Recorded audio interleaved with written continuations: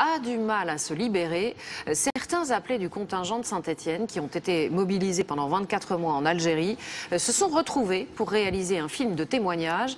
C'était la première fois qu'ils parlaient réellement de ce qui reste pourtant pour eux une blessure. Gérard Grisbeck, Pascal Stelletta. On a 70 ans passés, tous. On est presque au terme de notre vie.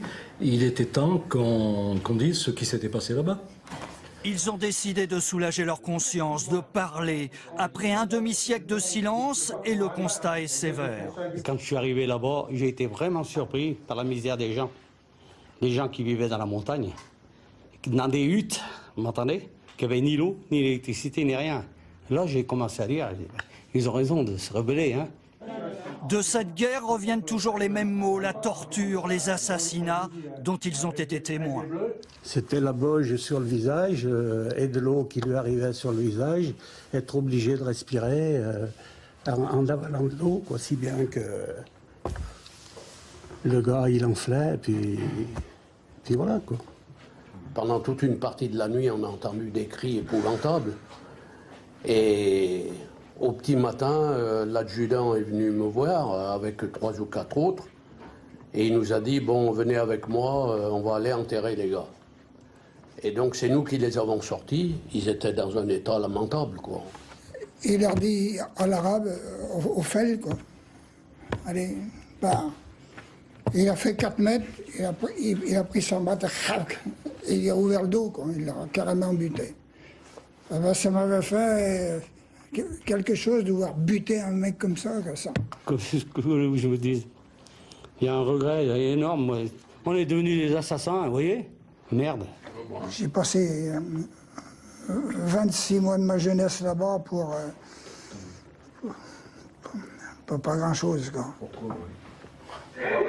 Tout cela, il le raconte dans un film qui a été présenté à Saint-Étienne ce week-end. Un soulagement pour eux, une découverte pour le public et pour leurs familles, qui ne savaient presque rien de leurs 2 ans passés en Algérie. Donc, là, je le vois, là encore, la tête en bas, accrochée, là, suspendue, celui qui était en train d'être... Il les prenait un par un, hein. Couvert de sang, de tout. Le matin, il y avait une remorque qui était chargée, là. Voilà, regarde. Donc c'était ceux qui... Ou bien qui n'avaient pas tenu le coup, qui avaient été achevés. Il y avait un oued pas très loin. Le nombre de disparus, hein, ça, on ne pourra jamais savoir, hein, parce que ces gens-là c'était pas... Il y a leur trace nulle part. Hein. J'essayais, moi, quand même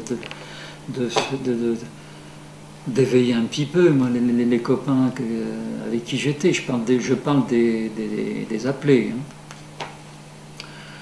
Bon, certains trouvaient ça dégueulasse quand même, oui, bon, mais bon, sans plus. L'idée principale que chacun avance, c'était l'acquis, sortir de ça.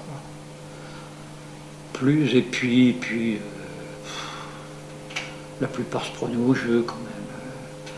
Chasse, les mécaniques, tout. Puis on est puissant, on était jeunes quand même, donc il y a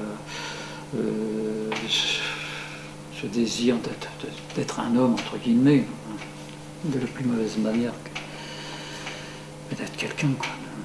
Il faut briser la capacité du FLN à commettre des attentats, et pour ça il faut avoir les renseignements à tout prix, à tout prix. Et pour vous, ça voulait dire éventuellement l'usage de la torture? Quelle question, y compris la torture. Ce que la France a fait entre 54 et 62, elle a appliqué en Algérie des méthodes de guerre contre-insurrectionnelle assez sophistiquées qui ensuite ont été enseignées aux dictateurs d'Amérique du Sud dans les années 70. Puis ensuite, les Américains en Irak se sont inspirés des exploits de l'armée française de l'époque. Encore aujourd'hui, ça sert un peu de modèle. Les Français ont, par exemple, fait tout un travail de guerre psychologique pour discréditer le FLN auprès de la population, par exemple. L'armée française a créé des faux maquis. Faux maquis, de types qui se présentaient comme des gars du FLN et qui en fait massacraient des villages et se comportaient de manière scandaleuse, ce qui permettait d'essayer de retourner la population.